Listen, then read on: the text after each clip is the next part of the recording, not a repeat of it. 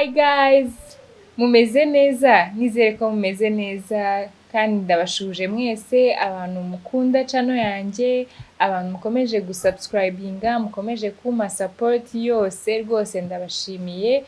Nukuri ndabakunda kandi ibi byose mba nabikoreye mwebwe. Uyu munsi rero, uyu munsi nabazaniye umuntu, hari umuntu turi kumwe wansuye, namubazaniye kugira ngo abaganirize. Ndabizi ko muri bumukunde, hari abamuzi, hari abantu batamuzi.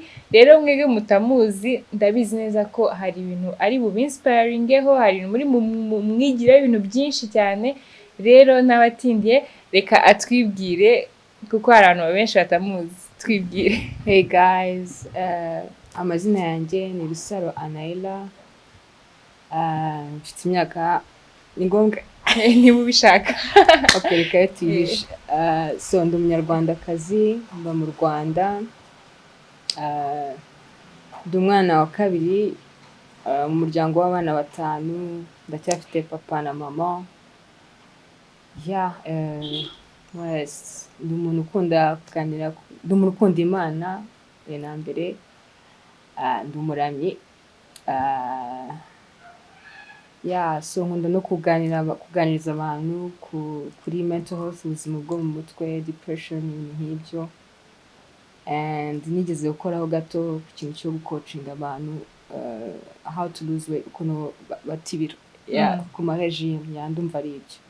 Ndumva rero abibwiye mu magambo make, ndumva ko mwagerageje kumumenya. Rero Anaëlla, watubwiye ngo uri umuramyi. Nk'abantu babyumvishe bwa mbere, umuramyi ni iki, abakora iki, dusobanurire. So actually umuramyi ni umuntu njye navuze muri sense y'uburamyi bwo kuririmbira Imana, worshiping Imana. Uraririmba? Uriramya Imana? You used to cyangwa uracyabikora? Kuri pause gato.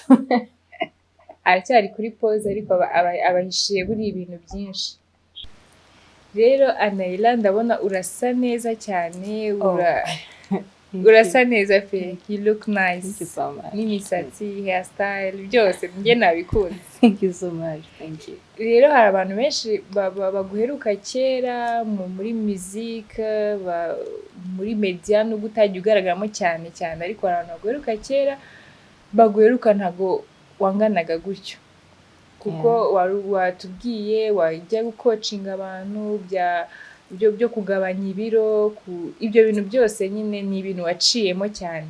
Rero ushaka kubwira nk'abantu badukurikiye, mbese wanganaga gute, byagenze gute, niki cyaguteye kugira icyo kibazo cy'ubunini bukabije, wabivuyemo gute? Kuko turabereka no ku mafoto, ku ruhande rwa video turabereka amafoto y'ukuntu yari ameze before and after.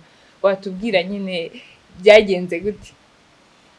Okay, personally nyine urumva nakuze, ariko nisanga actually nakuze ntazi kuba umuntu muto, like kunanuka icyo ari cyo. Donc nuko nakuze, niko like twari tumeze muri famille. Ariko naje kujya mu Buhinde ngiye kwiga, nza kujya kwa muganga nshaka gukora regime. Noneho abaganga baza kutubwira ko dufite ikibazo cya hormone, and then baza kudusija surgery bita bypass surgery. Noneho ariko icyo gihe ntabwo nahise nikora direct. Ni kuba nshobora kuba naragiye mu Buhinde mfiteho nk'ibiro 150 gutyo. So nagiye mu Buhinde muri 2011. Surgery nayikoze muri 2015, ariko maze kubyibuha cyane, nayo maze kugira 185. So igihe nakoze iyo surgery rero, donc iyo ukoze iyo surgery nyine bafata igifu bakagikata, intestines mu Kinyarwanda, amara igifu bakagikata bagahita bakonekita n'amara ku buryo gutangira kurya kwa bitabimera nk'umwana. Donc urabanza ugafata ibintu bya liquide byo kunywa gusa, kandi nabyo nyine ntabwo ufata amafanta ufata jus ariko nabwo zitaremereye jus za pasteke ibintu nk'ibyo orange utuntu nk'utwo amazi ariko bike cyane and then wenda nka nyuma y'amezi 6 nibwo wongera gutangira kurya ibiryo biri solid food.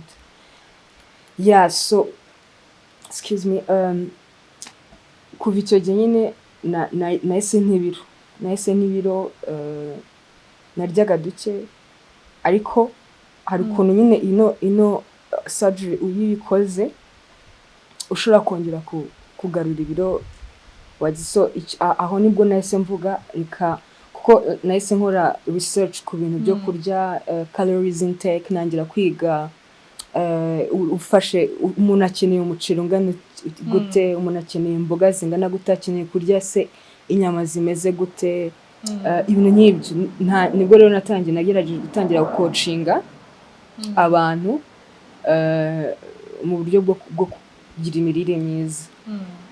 So nayikozeho akanya gato nabo nayikoze umwanya muremure ariko nanjye byahise bimfasha kwiga uburyo nyine bwo kurya like calories intake ntangira kujya menya kubara nimba nshaka guta ibiro byinshi ngomba gufata nk'amakalori 1200 ku munsi ubwo nyine nkajya kuri Google nkikora hasi yego kuri Google ntabwo biba biguha nyine calories intake ziri exact ariko yeah so ndumva nyine nyuma yaho naje kongera kwiyongeraho ibiro muri 2017 nari nageze ku biro 90-80 nyongera ndazamuka ngera hafi 120 so nibwo nahise decidinga ndavuga no I have to numva ntashaka gusubira aho nari mvuye so nangira ku working hard again kuri calories intake zanjye and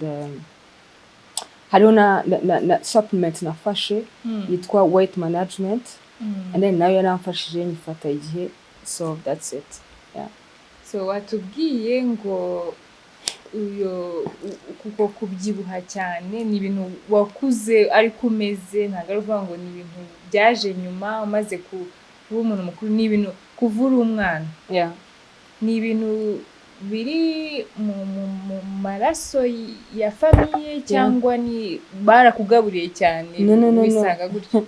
No, ikintu abantu batajya bamenya kenshi yego hariho kurya cyane ukabyibuha ariko hariho n'igihe ureba ukavuga uti njye ibiryo nariye nagapi ibiryo yariye wenda yariye na byinshi kundusha kugasanga njyewe wagerageje gukora nka kajime nk'ibintu byose bikanga so like hari igihe nyine kubera ko tukiri muri Afrika ntabwo ibyo bintu tubitekerezaho cyane ngo dushaka aba nutritioniste tumenye nyine ko ari ibintu biri hereditaire biva mu muryango tumenye ukuntu turya n'ibiki so njye ndumva like byari ibintu bya famille nuko twanganaga muri famille and ntago navuga ngo nukurya cyane pe ntago yego twaryaga nyine indyo nk'abandi bana ya bitavuze ngo ni malnutrition cyangwa ya ntago ari ukuvuga ngo umuntu yari pompaga kuko njye hari abana nzi baba barya pe bakarya ariko ugasanga nyine ntabyibuha. Yeah, so muri ibyo bintu byose iyo journey yawe uri umwana ni iki kintu cyakubangamiraga uvuga ukuntu ungana ntabwo ungana n'abandi bana iki ese wabifataga gute yo nk'abandi bana bagusekaga cyangwa ese famille hari support wabonye famille yawe hari niki kintu cyagukomeje kugira ngo iyo myaka yose uyimara ungana gutyo kugeza ufashe decision cyangwa basanze ufite uburwayi ngo bihinduke? Ntabwo navuga ko byari ibintu byoroshe kuko kuba uri umwana nyine wenda uvuga ngo urashaka nko kujya gukina n'abandi cyane naguha nka example nko ku ishuri iyo babaga bagiye nko muri sport education physique noneho bakavuga ngo mwiruke urumva so you knew that wowe ugomba gusigara uri wa nyuma kandi rero hakabaho na distance iri hagati yawe n'uwabaye uwabanjirije wa nyuma. Hari n'igihe twize gukora twarogaga ipenzi koga pe ndabizi ariko speed yanjye twakoze competition ewan like mbuwa nyuma pe ariko byari biteye n'ubwoba ko bararindiriye ko ndangiza donc barangije tour donc abarangije course nge nyiri kurangiza tour ya kabiri so like urumva bigutera complex ukumva nago wisanze mu bantu wisanzuye nawe ubwawe wakwireba muri mirror ukabona uriyanze ukura wiyanga wumva ko uri so different nyine wumva uri different wumva kujya mu muhanda abantu bose bakaguseka ku ishuri bakaguseka abantu bose bagutangariye urumva creating ikintu cya low self esteem sinzi ukuntu ahita mu Kinyarwanda kutigirira icyizere low self esteem ukanagira ikintu cyo kwiyanga like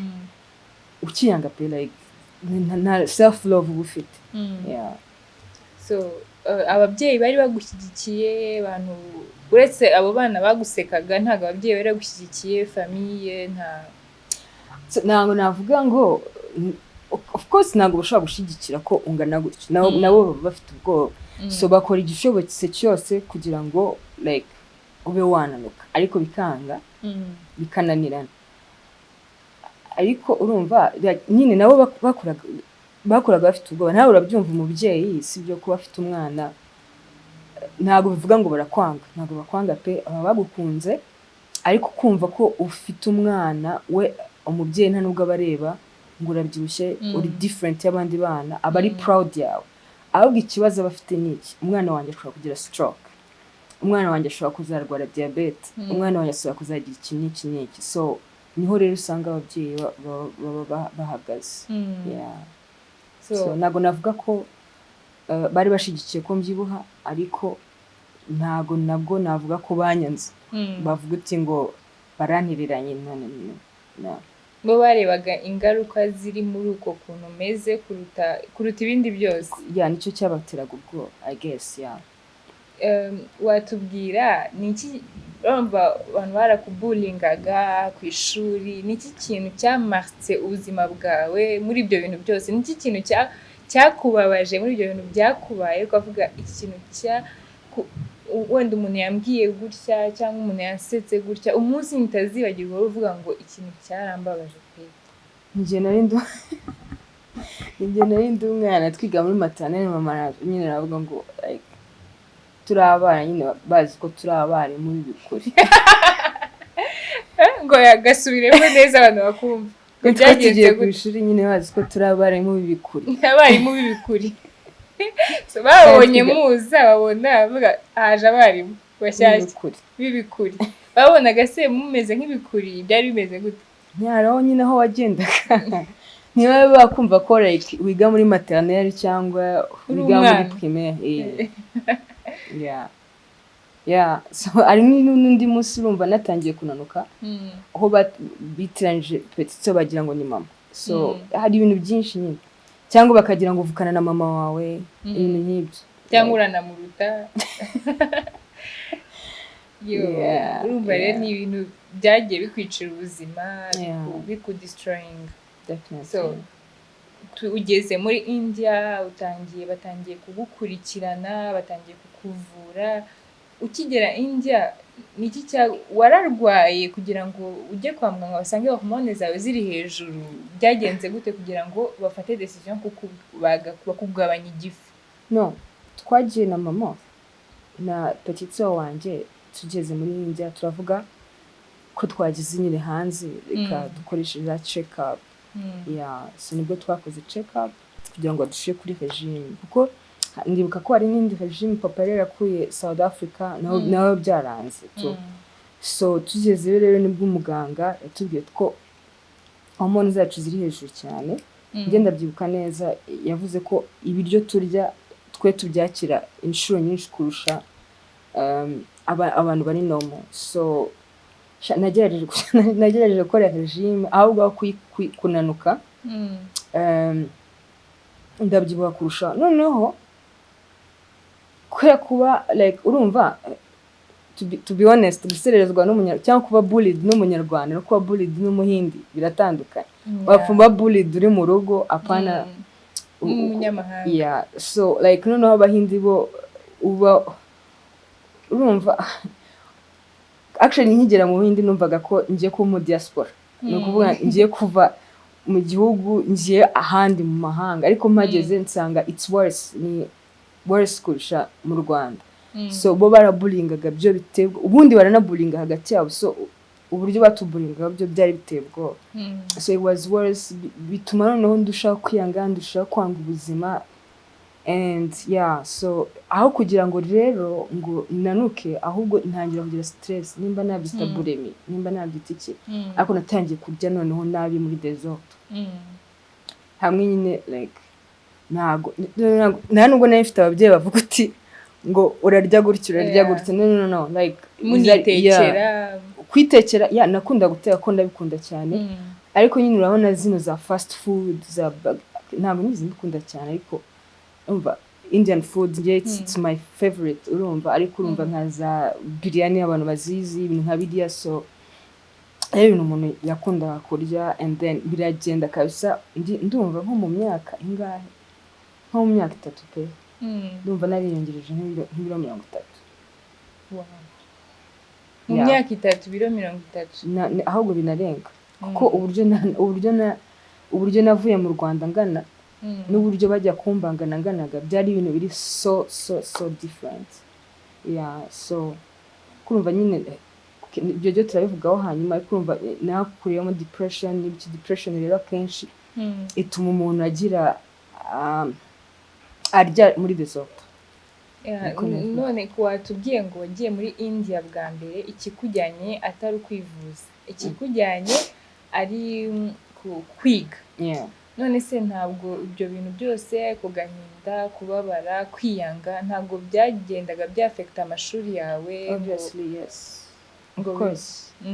of course cyane ariko kuko nyuma yaho nyine like haje kuzamo depression njya kwivuza kwa muganga and then batangira kumbwira ibintu byinshi bampa imiti banshiramo mu bintu by'amayoga yabo and then ndavuga ibintu ni satanique laje nange mera nk'abandi banyarwanda bose nyine ndavuga utabanze rero ibintu batangiye kumbwira ni ibintu by'abazungu imiti ndayikatira numva nayifashe nk'icyumweru ndayikatira ariko nyine nkomeza muri depression so ntago byamiriye kabisa ntago byamiriye tugiye kuri depression hari muri Afrika muri rusange ntago navuga mu Rwanda gusa muri Afrika twumva ngo depression tuzi ko ari indwara y'abakire indwara y'abazungu iyo umuntu wumvishe ngo umuntu yiyahuye nkunda kubivuga ko biranambabaza kumva umuntu ngo yiyahuye abantu bagatangira akavuga ngo baba bahaze ngo n'umwana mu bakire ngo use ngo yarabuze iki ngo use ngo abana b'abakene bazarira nawe arire ibyo bintu rero ugasanga abantu bose bari ntago bazi ko depression cyangwa depression ari indwara ahubwo indwara iterwa n'ibintu bitandukanye ducamo mu buzima bwacu bwa buri munsi bakayitirira ibyo bashaka wowe wumva ku giti cyawe nk'umuntu wakize depression ese depression ni iki yagufashe gute wowe turabyumva icyabiteye noneho byagufashe gute noneho kugira ngo byiti tw'indwara yo kuva icyo gihe cyose tureka mbanze mbere kuri icyo kintu cy'abantu muri Afrika icyo kintu cyo kuvuga urumva ubundi ngiye gusubiza amaso inyuma ntabwo nava depression yanjye yamfashe ndi muri India no ni ibintu biba byaratangiye ahubwo ukiri umwana ahubwo kubera ko turi muri Afrika kubera ko icyo kintu mental health ubuzima bwo mu mutwe butazwi cyane ni abantu ntibabimenye ntago babyitaho ntago babyita en fait ntabyo baba bazi like ntago baba babizi ariko ubu at least bitangiye utangiye kubona ko hari ukuntu bari kubyitaho ariko mbere kumva ko urumva i Burayi umwana akora afite umupsikologe already urumva afite umupsikologe umukurikirana kumva hano deja kumva ko ufite umupsikologe egal gusara egal kuba yasaze bamujyanye indera urumva kumva deja imodoka yagiye ikakudepoza indera ni ikibazo muri CV yawe birapfa urumva nujya gushaka akazi bavuga uti wagiye indera nyine karabaye kandi umuntu wongera no kuguha agaciro ahubwo yarasaze. So like kuri icyo kintu rero usanga umwana ashobora gukurana kuko urumva njye nakuze mbyibushye kwiyanga byatangiye kiri muto aho gusa bigenda byidevelop. So rero ko nyine turi muri Afrika ntago nawe ubwawe ntago ubizi ko iyo mbisubije inyuma mbitekerejeho nibwo bitamvuga uti hano hari ikibazo urumva. So hanze ho bahita batangira gukurikirana urabizi murabibona hano bullying deja babyita guserezanya kunyunzura guserereza urabizi muri televiziyo iyo bavuze kuri bullying ni ikintu gikomeye cyane i Burayi. Umwana wabaye bullied agataha mu rugo akabivuga ni ikintu already baba bazi ko ari ikintu kiri gukora kiri bwa affecting umwana mentally agakura afite ikibazo low self esteem ibintu nk'ibyo. Ikindi abantu batamenya nuko kuri iyo bullying umwana ashobora kugira kudevelopinga ikintu cyo gushaka kwiyahura suicide. Kubera iki? Kuko aba yumva ko urumva ni umwana akaba yumva ko ntago akunzwe. You get my point? Ntago akunzwe, ntago nawe ubwe ntago aba yikunda ariko yagira ahantu mu bandi bana ugasanga ntago ari welcome. So hari nk'ukuntu ushobora tuvuge nk'ubu umwana ubyibushye n'umwana muto wonze bari mu ishuri ubyibushye akagwa n'umuto akagwa uburyo bigaragara biba bitandukanye. Uwo bazaseka cyane n'uri ubyibushye, uwonze birafata nk'aho ari ibintu bisanzwe, ariko uri ubyibushye avuga uti n'ubundi ntiyiterura ntakora iki n'iki no. So umwana akumva ari yanze rero ugasanga habaye nimba ari sinzi ko na premature, of course ni premature death, ariko ugasanga umwana developinze suicidal attempts, suicidal thoughts akiri umwana akiri muto akumva ko ubuzima ntacyo bumaze, akumva ko like ntago azigera akundwa, akumva ko nta kintu azageraho, ntacyo azigezaho ikintu nk'icyo. So nawe rero wumvishe wigeze ugira ibitekerezo byo kwiyahura?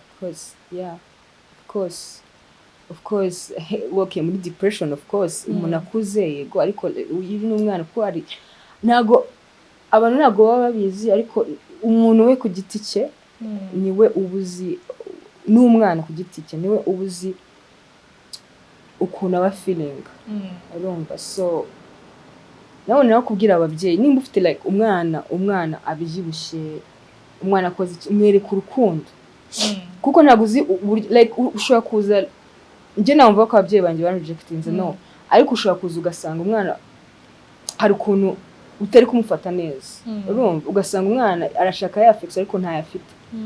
Bivuze rero ko ugasanga umwana like akuze ashaka yumva ko nyine nta cyamaze you know, and then ikinababaza nuko uwo mwana bimwafectinga akuze cyane kurusha uko aba ari muto.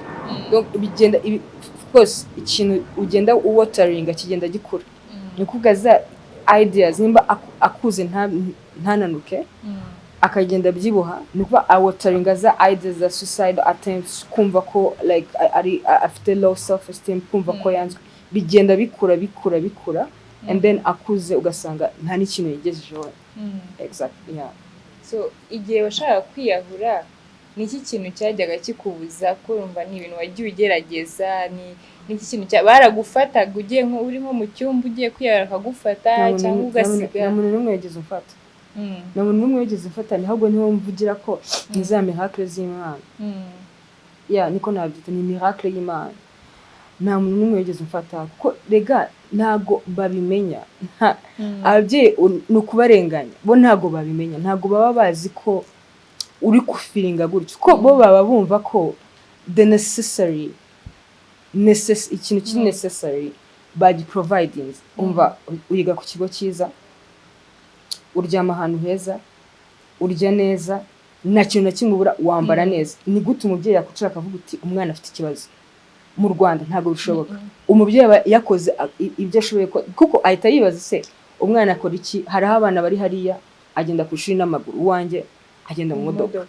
Urumva ntago nabo babarenga urumva. So ntago kuvuga ngo baramfashe ntibari na nubwo bari kubitekereza ko ibyo bintu izo ide zari kuba kandi nawe umwana ntabwo ushobora kugenda kwibwira umubyeyi kuko like uravuga ngo like ntabwo ushobora gupfa kwibwira umubyeyi ko uvuga se like ntabwo yabyumva ibi ni ikintu nk'iki ariko iyo umuntu akuze like njye nagize imana uko nakuze like twagiye tubivuganaho like bagenda bumva nabo ubwabo like bakumva nyine depression icyo ari cyo n'iki rero nkawe Anaëlla utubwiye urugendo waciyemo ibintu waciyemo ntabwo ari ibintu byoroshye ni ibintu bikomeye ni ibintu umuntu uwo ari we wese aciyemo akiri umwana bitaba bimworoheye so ubu ngubu nk'umuntu wavuye muri iyo depression wovakaminze ibyo bintu byose ni iki byaguhinduye kuri wowe ku buzima bwawe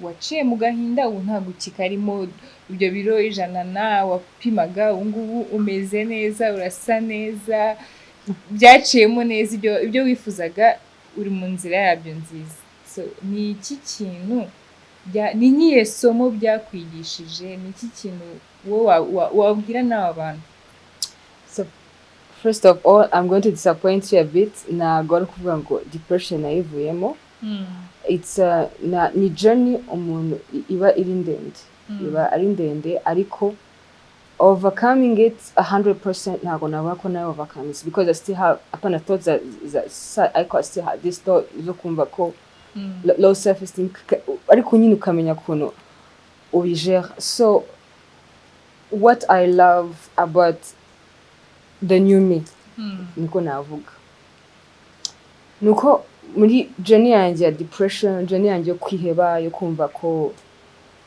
ntakunzwe ibintu nk'ibyo hari ibintu nagiye niga by'ingenzi ikintu cya mbere nize nuko icyo abantu bantekerezaho it's none of my business icyo umuntu donc ukomeza uko mbona perception y'undi muntu ku buzima bwanjye it's none of my business icyo ngomba gukora ni getting better like nkaba like uko nari meze ejo saba ariko meze uno munsi nimba hari mistake nakoze ejo I learned from my mistake ariko I don't dwell like muri past yanjye cyangwa aho nacitse intege icyo ni icyambere ikindi cya kabiri nobody kuri inosi nta muntu uzigera gukunda kurusha uko wowe wakwikunda kuko ijambo ry'Imana rivuga uti kunda mugenzi wawe nk'uko wikunda which means ugomba kubanza kwikunda wowe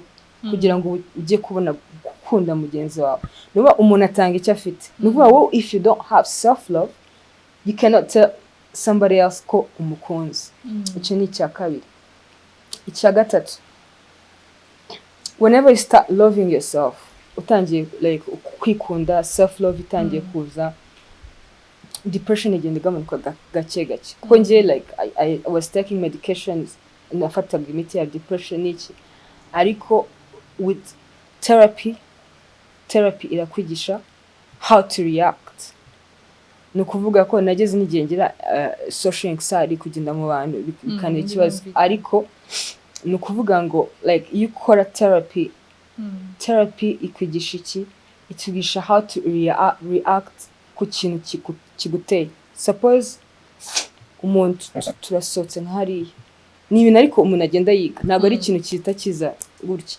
tugiye nka hariya wenda ngiye mfite nka anger management urumva tugiye hariya and then habaye nk'ikintu therapy kuntu iri kukwigisha yakubwira iti okay umuntu nagutuka umurebe numva umujinya utangiye kugira tangira like ugire sinzi kuna techniques zawe ukoresha ku buryo like hari techniques abantu umuntu ashaka gukora umuntu yamureba akagira ngo ni umusazi kandi we ku giti cye ari kwivura nko kugira umujinya nkagira nk'umujinya nko mu cyumba abantu benshi nabyo bazi ntago babizi aho nshobora kugira nk'umujinya nkumva nko kubita ikintu umuntu arandakaje n'iki hari ukuntu bitamo nshobora kuba nagira nkafata igipapuro nkatangira nkagica urumva iyo ni coping mechanism kuko sinzi nyimbuzi ko hari abantu iyo yarakashana no kuba yafata kino kintu akaba yakimena out of nowhere urumva ariko therapy kuntu ikwigisha how to cope up.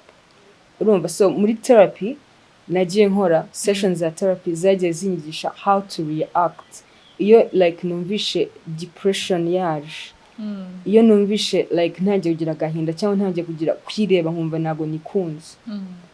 What do I do? Nshobora guhita wenda nimba ndi mu cyumba nshobora guhita nyine nkicana mama muri salon cyangwa nkamubwira tugende, cyangwa nkabwira nkahita nkashakisha nk'iyindi linye ikintu nk'icyo, you know. So ikintu kibura mu Rwanda uzarebe muri no minsi ubirebye uzasanga hariho suicide nyinshi cyane, kandi ikintu abanyarwanda bataramenya, wegereye abaganga ababizi ukajya mu ntara watangiye uvuga ngo ni indwara z'abakire. Abantu batazi bino bintu nuko no mu ntara ziba like mu cyaro, niko nabita mu cyaro harimo abantu bafite bipolar benshi, mu cyaro harimo abantu bafite depression, mu cyaro harimo kwera iki kweko hariya ntihagaragara, ntago ari on spot, ntago hari highlight, ntago ari on spot, ariko nimba ari ahantu abantu bafatirwa ku ngufu mu cyaro harimo. Urumva, nimba hari ahantu abantu bica mu cyaro harimo, nimba hari abantu babayeho nabi mu cyaro harimo. Rero it affects. Urumva, nkuko wowe ushobora kuvuga uti ndi isukari nyinshi, isukari n'injyari nyinshi iri buze kujya mu mubiri ya affecting umubiri wanjye, wenda mbe narwara diabete. Ni nkuko umuntu iyo anyuze muri traumatic event cyangwa ikintu kimubabaza, abantu benshi bazi ko kurira ni bikora mu mutwe, ko mu mutwe naho ni organ, mu mutwe naho ni ahantu like ntago mu mutwe hacu. Hari abantu benshi bazi ko abanyarwanda abanyafrika ari abantu nyine bafite mu mutwe hakozwe n'ibuye. No, ni inyama like ira you get affected. Uzarebe abasirikare nimba ari abantu njya mbona urebe ukavuga uti uyu muntu arwaye PTSD, uzabirebe no hanze ugiye kurikirana ugasanga umusirikare yagiye ku rugamba abona abantu baricana n'ibiki byose, azataha ninjoro najya kuryama usange biri kumugaruka, ari kubirota ibintu nk'ibyo. So ubuzima bwo mu mutwe ni ikintu like depression mu Rwanda niba dashaye ikintu cyitwa therapy mu Mrs. ntakubeshya gap ibintu aba therapists barahari, ariko numva ngo birahenda. Kankubwira, it's so sad mu Rwanda rwose, kuko ntago bakeneye aba therapists gusa, bakeneye n'aba psychiatrists. Nukuvuga hari difference y'umu psychologue n'umu psychiatrist n'umu counselor, ibyo byose bigiye bitandukanye. Nuba abavura indwara zo mu mutwe mu Rwanda rwose, I think there are 10 doctors mu Rwanda rwose bo mu mutwe. I have a friend ubona ko akundi kuri Instagram yanjye ngenda nandika ibintu byo kuri mental health n'iki. So a friend of mine recently nabo ndi mu business rye yanyandikiye ambwira ukuntu ari bipolar. Ndamubaza se like kwivuriza, yarambwira ngo yivuriza hariya Indera. Namwe se bigenda gute, what's the name of your doctor? Uburyo yansubije narumiwe. Arambwira ati ngiye njya gufata imiti and then uko ngiye gukora therapy bahindura umudoctor. Ndambwira gute se bimeze gute, you need ari umukurikira.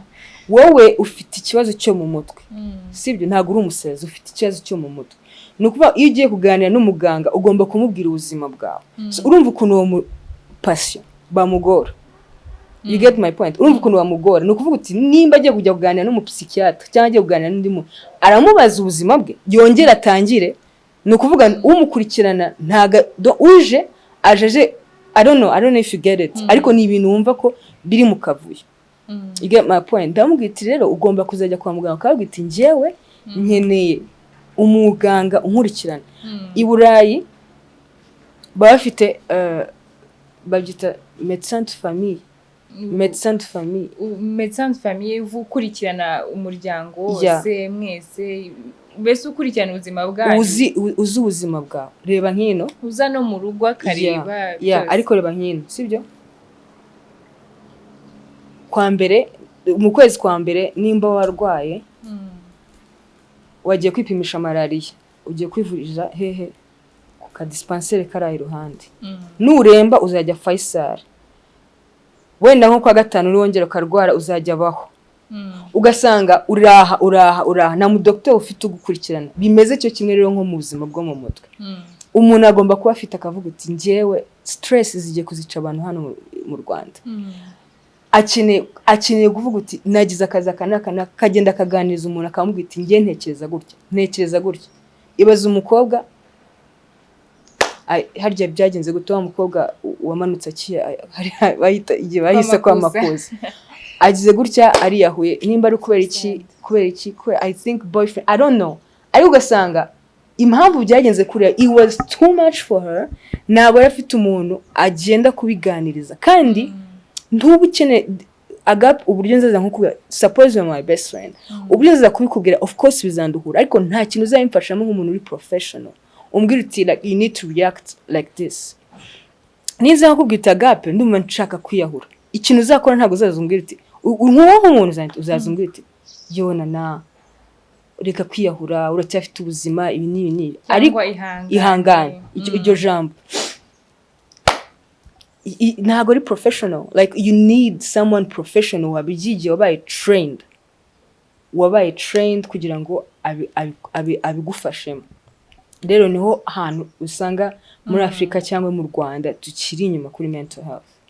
So inama wagira umuntu umwana umuntu mukuru hari abantu benshi bagira ngo ni indwara y'abantu y'abajeune kumva ngo ni indwara y'abajeune ngo ni indwara abantu bose indwara zo mu mutwe ni ibintu bibageraho cyane ahubwo n'abantu bakuru ko umuntu mukuru ni yayirwaye bibabi cyane no kurusha umujeune.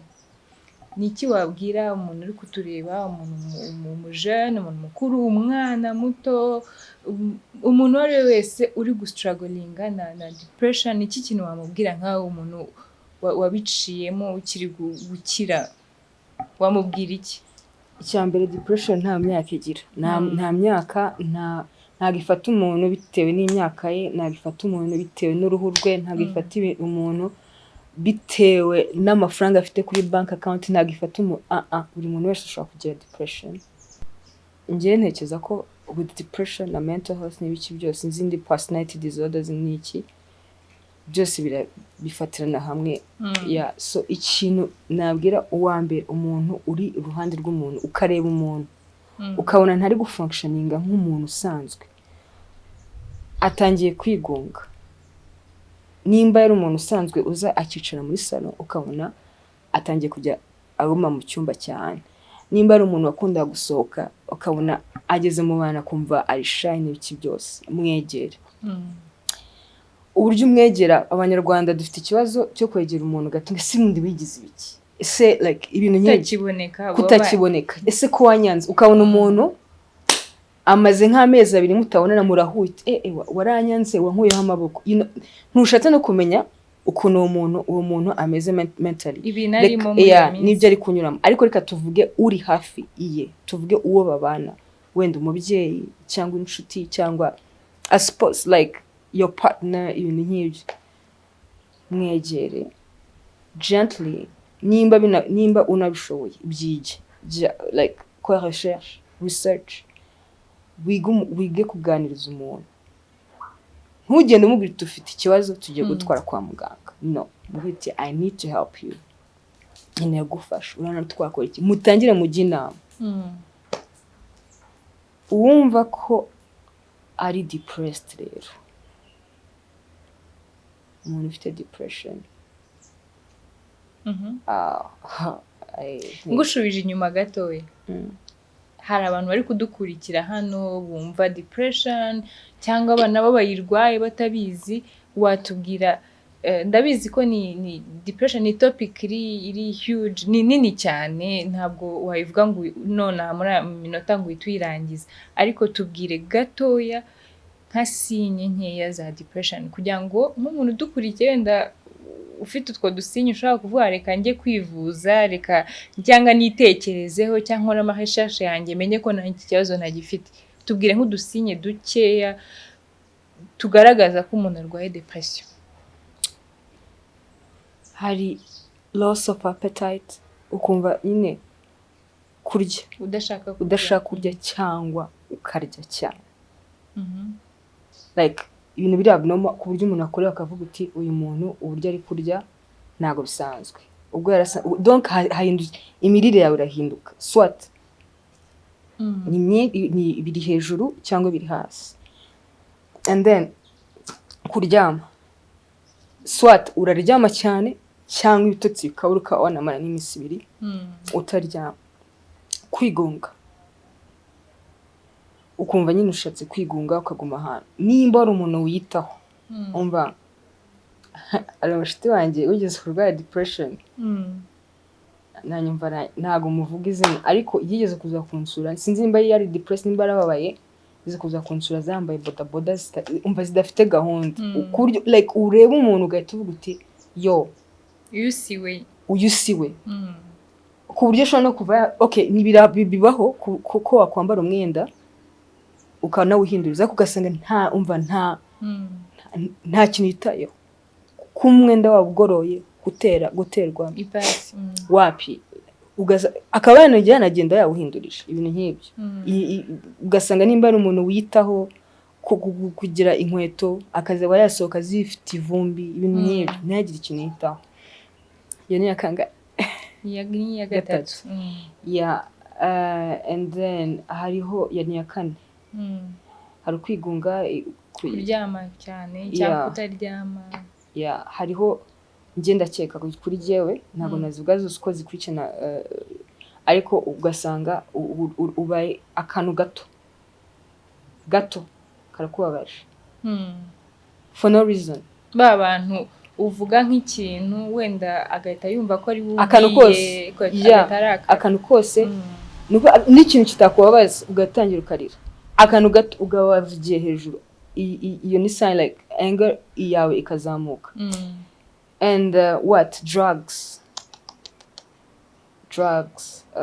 misuse like kumisuzinga drugs gukoresha ibiyobyabwenge hari gukoresha ibiyobyabwenge ari kuba alcoholic ari kuba like ikintu cyose kuko umuntu urwaye depression aba afite ibitekerezo babyita mu Kinyarwanda agahinda gakabije so ikintu bashaka ni ikintu gishobora gukora iki kunambinga pain you get so muri uko kunambinga pain rero usanga bamwe bajya muri za drugs za mugo n'iki ugasanga abandi bagiye muri alcohol ibintu nk'ibyo hariho byinshi ni byinshi suicidal attempt like gushaka kwiyahura suicidal thoughts ni utabigerageje ariko ugasanga ufite thoughts za suicide kwiyahura gushaka kwiyahura ibitekerezo byayo ku buryo like kugira ngo uzamenye ko umuntu atangiye kugira suicidal thoughts ni nko kuvuga ntacyo maze like n'ubundi se ndakora iki ese kuki Imana yemereye kuriya utugambo nk'utwo umuntu aba ari kuvuga kuko urabizi ko tubaho ukajya kumva umuntu aravuze ese buriya kuki uri ari ugiye kuki atari igiye ugiye urumva like utuntu nk'utwo kubera kubijyamo nsigaye mfata details yo kutuntu buri kintu cyose umuntu avuze ugahita upiginga ukavuga uti like hano there's a problem nimba avuze iki n'iki hari signs nyinshi. Murumva rero ko hari signs nyinshi za depression niba wumvishe hari ahantu barizwa mu byo yavuze ukeneye kwivuza kandi niyo ugena gukora recherche kuri internet biba bihari hari sinye nyinshi z'umuntu ufite iki kibazo cy'agahinda gakabije cyangwa niba hari ikintu cyakubayeho mu minsi ishize cyangwa ibintu uri gucamo ntibigutera isoni shaka ubuvuzi shaka ubufasha n'ibintu bisanzwe n'indwara isanzwe. Rero Anaëlla nkawe nk'umuntu ibyo byose ubizi ufite ubumenyi wabiciyemo n'iki kintu ujya ufasha abantu bari kubicamo nk'umuntu uri kudukurikira watubwiye kare ngo ukora coaching ibya nyuma bya weight loss turabivugaho nyuma ariko nta coaching ukora cyangwa I don't coach kuko nashatse kubyiga n'ubundi biracyari muri mind yanjye either becoming a counselor or a psychologist ariko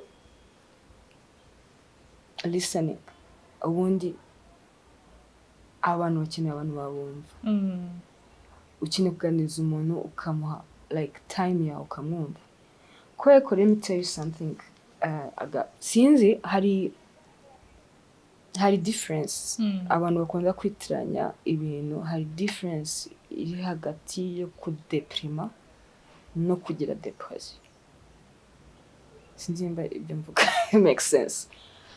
Sinzi nimba ibyo ndi kuvuga ari byo nize ibyo nakwe nize, ariko kudeprima I guess if I'm wrong ubwo nyine abaganga bazambabari, ariko hari phase yuko ushobora guhura n'akantu kakakubabaza. Okay, tuvuge wapfushije. Hari phase yuko umuntu ashobora kujya muri ukuntu abantu bakira ndabivanze. Tuvuge nk'ubu akantu karakubabaje, nimba niko bavuga, nimba birenze I guess ntabwo mbyibuka neza, ariko I had to make my research, birenze period runaka tuvuge 2 weeks, umuntu yigunze afite izo signs za depression, aha iba yabaye indwara, iba yamaze kuba indwara, aho abakeneye umva guhita ashaka umuganga. Ariko hariho kuba wanyuze kudeprime, akantu kakubabaje umaze nk'iminsi 3 rigunze, then you get over it and then ugahita usohoka. Ariko hari igihe umuntu ashobora, kandi ikibi abantu batamenya nuko the more you don't treat your depression, the more it gets worse. Urumva like yikomeje kuzamura intera kuba nyinshi, bigora kwitreating. So no gufatirana ibintu bigitangira. Yeah, bigora kwitreating. Hari umuntu ushobora gusanga afite nka depression, ayimaranye suppose 2 months, ntago bizamera nk'umuntu. Hari abantu bamarana na depression a week, nje nayimaranye igihe kinini. So bivuze ko like umuntu wagize, niba ufite munyamuneka ufite umuntu ubona ko afite depression, ubona ko afite signs of depression, cyangwa ubwawe ubona ko hari signs of depression, cyane suicidal thoughts. Umva sinzi hasigaraje line mu Rwanda. Yaraje. Umva that's the first thing to do. Umva abantu uburyo bari gupfa, kandi turaza kuyandika hasi. Wowe uri kudukurikira ufite ibyo bibazo, turandika line ushaka guhamagara bakaguha ubufasha bwihuse. Yeah, kandi kibabaje like nuko up to now ngiye kango example, hari umwana uheruka gupfa ejo bundi yiyahuye, sibyo? It was so sad. Simvuga ninde, it was so sad that I heard. Kandi nago nabyumvanye umuntu umwe. Papa yarahageze akimara kumureba aravuga uti n'ubundi nari imbizi yari yarananiranye. Can you imagine like urushobora kumva icyo kintu, iyo statement umubyeyi yakoze, nago ugiye kwicara ngo unatekereza uvuga uti si umwana mfite ibi n'ibi bya minenge, ni ikihe kintu gituma umwana yiyaka ubuzima, yiyambura ubuzima, nawe ubwawe kunanira bikugira ikintu. Ababyeyi bareba, simvuze ngo hari abana simvuze hari abana pe bananiranye, ariko hari abana barwaye umva banaboza imitima yabo iboze.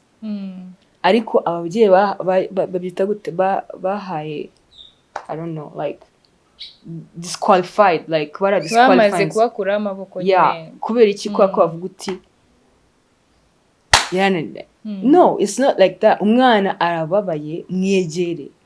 Nimba ubona umwana wawe afashe inzira aragiye kwa mbere, ntago mvuga ko ari abatabikora, ariko most of them ababyeyi ntabyo bazi, ariko they should. Niba umwana wagiye umunsi wa mbere kugeza ku cyumweru ari kunywa inzoga agataha yasinze, tureke no kuvuga depression, hariho n'indwara yitwa alcoholism. Mufate, reka kuvuga uti I think hari n'ikintu kijye kimwe ngo cyayo I'm sorry, ariko aho kugira ngo umwana wawe azagera hajya iwawe, njyewe I blame the parents. Nimba umwana wawe ageze agira okay, ntago ari bose 100% ko ari abo bananiranye pe, ariko nimba umwana wawe ageze ahajya iwawe, I blame the parents. Gute?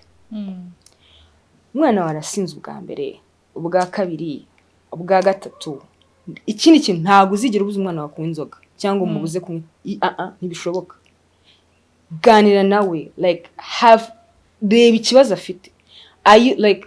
Are you drinking to numb the pain? Are you taking drugs to numb the pain? Uri kubinywa kugira ngo mbega babyita to self medicate, kwivura kugira ngo woroherwe n'ibintu uri gucamo nyine kugabanya agahinda. Ese uzikora hano muri Bible ntago mbivuga kugira ngo ntago mbivuga kugira ngo abantu sinibuka verse irimo ariko sinzi ahantu havuga uti kubabaye anyweho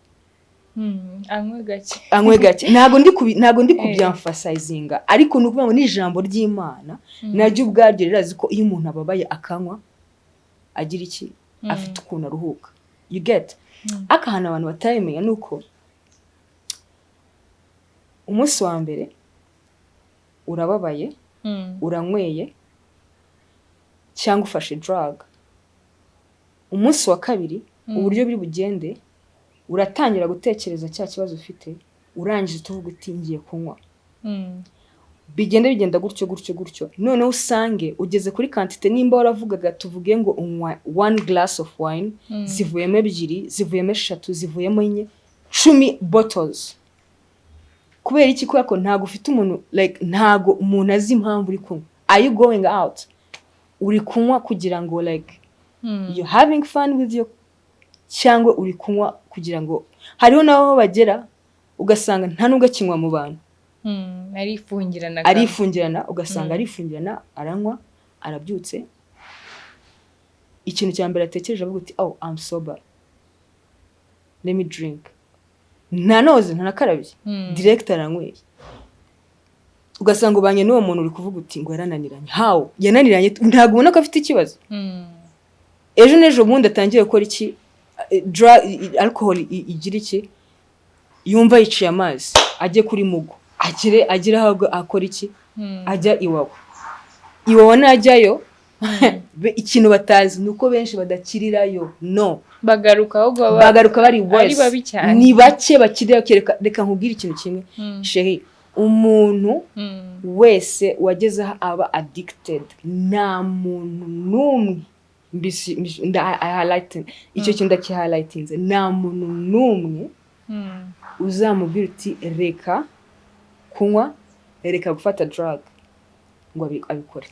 Ni umva uzabyandika uzakora buri kintu cyose ariko ushobora kumufasha ukavuga uti cyangwa ngo uragize gutya ngo like ubujije inzoga aha ntibishoboka.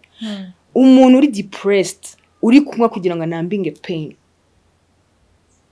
sinzi ukuntu bigenda aho ashaka inzoga cyangwa ashaka drugs niyo wamufunyira no muri rehab zigeramo nkaswe none kuvuga uti ngo akeneye kuvurwa ntago akeneye kuza ngo mubwire uti ngo yarananiranye yakoze iki no uramutwara iwawe none agaruke nimba yaragiye ababaye azagaruka noneho afite umujinya arakaye yaranze ubuzima none agaruke noneho no kwica azageraho yica. Murumva rero ko ibi bintu Anaëlla tubwiye ari ibintu by'akamaro cyane bihangayikije abantu benshi, ababyeyi benshi, abantu bose muri societe yacu birabahangayikishije. Rero niba biri kukubaho ugomba kwivuza ugashaka igisubizo cyabyo hakiri kare bitarakura ngo ugere n'ahantu. Yatubwiye ko bigera n'ahantu ugashaka kwiyahura ni ibintu bibi cyane no gusara gutoragura amasashe mu ibarabara ni ibintu bibi cyane mwabyumvishe. Rero dusubiye inyuma gatoya kuri bira twatangiriyeho by'ukuntu watakaje ibiro ukuntu byakugendekeye tubwire tunasoza. Iki ni ikiganiro ni igice cya mbere twibanze ku bintu bya depression ariko ubutaha tuzaganira no ku zindi topic. Ubu twibanze ku byo kugabanya ibiro depression nyine ibintu nk'ibyo ngibyo kuko nabyo biba bikenewe cyane mu buzima bw'abantu. Rero watubwira abantu bafite ibiro byinshi ahangaha ibiro byinshi tuvuga ni ibiro biri hejuru y'ukuntu y'uburebure bwawe ibiro byinshi ahangaha ubafasha iki nk'umuntu uri kudukurikira niki kintu wamufasha personally urakuvuga kuri coaching ntago ngikoca abantu uzi impamvu ntago nkoca abantu kubera yuko hari n'abenshi babikora basi hari za slim and fit n'ibiki byose kandi hariho results n'ibiki ariko njye nkora coaching narabatekereza nkora iki n'iki ugasanga umuntu niba umukocinze yaguha amafaranga yawe kwa gatanu kwa gatandatu arasohotse arariye bya biro wamubwita ashobora guta hagati yabyo ntabwo ari byo ataye aguciye intege nta nubwo aguciye intege ahubwo we ahita avuga kuki ntata ibiro urumva we ntiyumve ko nafata imiceri akafata umunsi umwe cyangwa ibiri nuvuga nimba tuvuge nimba naguhaye regime ukayikora ugomba ukayikora nk'iminsi 3 mu cyumweru ukayikoza iminsi 3 niba wagombye guta nk'ikiro kimwe mu cyumweru urumva uri bute bingana kandi wowe kumva ko washizemo so nawe ngi coaching abantu gusa hari ikintu nkora hariho a product nagira yamfashije ntago ndi kubakora publicité ngenda vuke ibyamfashije so ni product ya nama supplements ava muri company yitwa Bold Regain so yaramfashije cyane ni supplements mfata nyinshi kuri bo ariko hariho ya weight management iragufasha igihe yaramfashije pe iguca apeti ukumva nta apeti ifite ikagufasha nyine like irafashanya iraboneka mu hano mu Rwanda njye ntabwo ndamenya iraboneka of course bafite njye nkoresha ama products menshi nk'anxiety hariho nyinshi hari ibintu byinshi urumva so personally nubwo nzi n'ahantu bayigurira gusa I talk to my doctor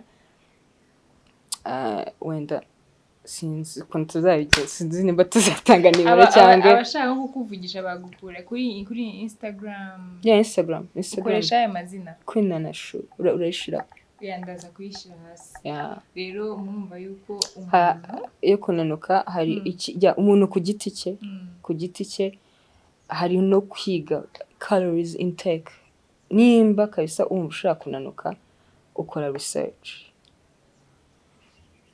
ibintu byo kureka ibintu by'imiceri burundu abantu bakunda umuceri se barabigenza gute baratoranya kunanuka cyangwa umuceri no biterwa no kungana nimba uri like so obese nawe urabyumva kuko nimba ntibeshye cuillère à soupe zino turishaho zisanzwe z'umuceri uyu w'umweru watetse bisanzwe cuillère enye sinzi nimba ndi kwibesha ariko niko ngiye mbitekereza numva ziri muri 200 calories zine gusa wow ukeneye gufata zingahe ku munsi nimba ushaka kunanuka ukeneye gufata nimba uri umugore cyangwa uri umukobwa ukeneye gufata 1200 so urumva 200 ku muceri ariko hari ukuntu ushobora guteka neza ukabyiga nimba ubishaka uragenda kuri YouTube ukabyiga ugateka neza ukarya ugahaga ariko ukarya ibintu kuko nuvuga uti ngo ndashaka kurya umuceri reka mbwize ukuri nimba usanzwe ufata rushe nk'enye bakakubwira ufata kuko urumva bazakubwira gufata nk'utuyiko tune nimba uri umuntu usanzwe ufata rushe enye bakakubwira ngo ufata utuyiko tune ntabwo uzabibasha wabireka so ikintu cyangombwa ni ukumenya calories intake zawe ibyo ugomba kugira muri no minsi ntago ndi kubyitaho cyane kuko kubera kubikora cyane hari igihe ugeraho bikakuduhira ibintu bya regime bikakuduhira kuko nk'ubu ikintu cyitwa inkoko fish ntago bikindimo cyane inkoko ko yakuzirya cyane ariko ubundi red meat ni inyama z'inka ihene n'iki ni ibintu byo kureka nimba ushaka gukora regime ibirayi wenda ushatse kurya ibintu bimeze gutyo ufata nk'igitoki imyumbati ibintu nk'ibyo ariko nabwo quantité nkeya and then imboga zikaba arizo ziba nyinshi siporo rero njye ntabwo ndi umuntu wa siporo ariko uyishoboye kabisa kane mu cyumweru yagufasha and then nanjye nibwira ku kintu cy'umuntu ufite depression, ufite stress, sport nayo iri mu miti ifasha. Yeah. Rero guys, murabona yuko twaganiye na Anaëlla kandi ibintu yatubwiye ni ibintu byiza cyane.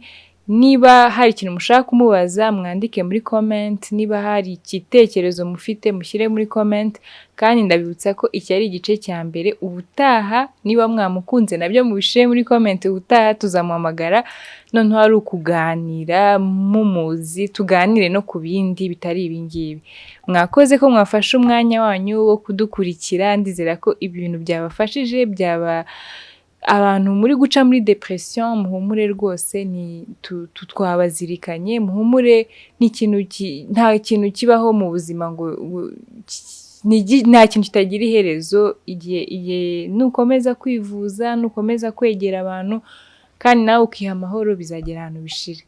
Rero mwakoze mwese, bye.